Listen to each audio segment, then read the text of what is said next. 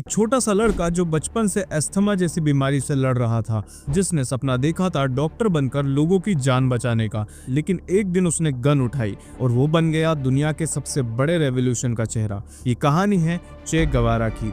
1928 Rosario, Argentina. एक middle class Bohemian family में पैदा हुआ एक बच्चा एर्नेस्टो गेवारा, पर बचपन से ही उसका सबसे बड़ा दुश्मन था अस्थमा। हॉस्पिटल के एंडलेस चक्कर, रातों रात सांस लेने की स्ट्रगल। 2 साल की उम्र से ही उसकी जिंदगी एक जंग बन गई थी। लेकिन इस बीमारी ने उसे तोड़ने के साथ साथ एक और चीज दी, जिद। उसके लिए हर एक सांस लेना एक जीत की तरह था और यही जिद उसके कैरेक्टर का हिस्सा बन गई। बुक्स उसका असली वेपन थी। लिटरेचर, फिलोसफी और पॉलिटिक्स की किताबें वो काफी पढ़ा करता था और इन्हीं सबको पढ़ के इनजस्टिस के खिलाफ उसके दिल में एक आग भड़क गई। फिर आया 1952। 23 साल का अर्नेस्टो अपने दोस्त अल्बर्टो के साथ एक पुरानी मोटरसाइकिल पर निकलता है साउथ अमेरिका के सफर पर।